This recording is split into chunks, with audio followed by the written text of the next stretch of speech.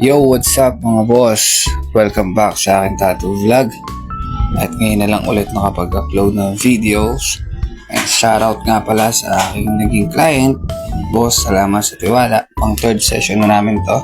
At syempre, ang ating palaging ginagamit na tinta ay Arting Ink by Sir Bong. Shoutout kay Sir. Talaga namang solid yung tinta na yan, guys. And kung makikita nyo, ang ating design ay nagmula pa sa Naruto. Hindi ko alam kung ano tawag dito. Paki-comment na lang guys kung alam nyo. Ayan, kung makikita nyo, naka-stencil lahat, nakadikit na sa balat ng ating bossing. At ang ating gamit na karayon dyan ay 3RL all the way yan guys. Pati sa pag-highlights, naka 3RL lang din tayo. At kung makikita nyo, no, para masungkit natin yung mga maliliit na detalye sa design ng ating bossing.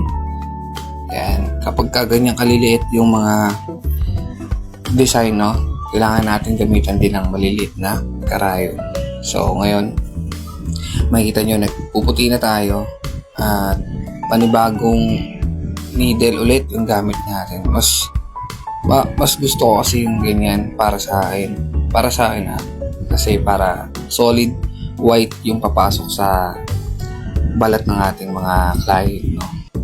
Pero pwede din naman yung ginamit nyo na pang lining na nasawsaw na sa black, hinugasan na lang, pwede naman yun. Pero para sa akin kasi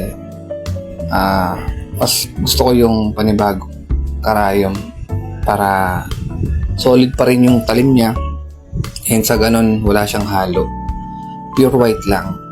At paki-comment naman sa baba guys kung saan nakarating tong video na to. At dun sa mga nagtatanong about sa tattoo, pwede nyo rin comment dyan at sasagutin natin yan. Makapag-share ako sa inyo ng tips, no, about sa tattoo na proven and tested na dun to sa mga nagbabalak mag-aral mag-tattoo.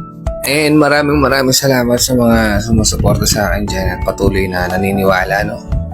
Salamat po sa inyo, sa suporta nyo. And paki-like and share naman po yung video para marami rin akong mabahagian ng aking mga kaalaman sa pagtatato.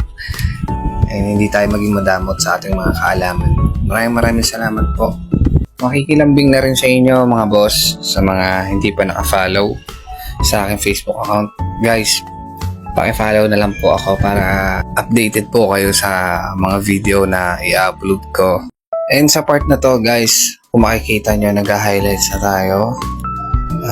Hindi tayo masyadong ma-highlight sa mga ganitong design, no? Para hindi natin matakpan yung pinaka-sentro ng design na ginagawa natin. Isaktuhang highlights lang. At kung umabot ka sa part na to guys, may libre kang tattoo. Charot. And then soon, magpapalibre ako ng totoo guys sa mga naka-follow sa akin dyan, sa mga mahilig mag-share at like sa aking mga videos, no? May libre kayong tattoo guys. Huwag kayong mag-alala. May mili ako. Hindi man ngayon pero soon, diba? So ayun, tapos na tayo sa ating project guys. Salamat po sa aking naging client, kay boss. Shoutout sa'yo boss. Maraming salamat sa palaging tiwala. And kita-kits soon ulit para sa panibagong design ulit. Salamat boss. And again, ako nga pala si Jay ng J-Star Tattoo at maraming salamat po sa suporta. Peace out. Bye-bye.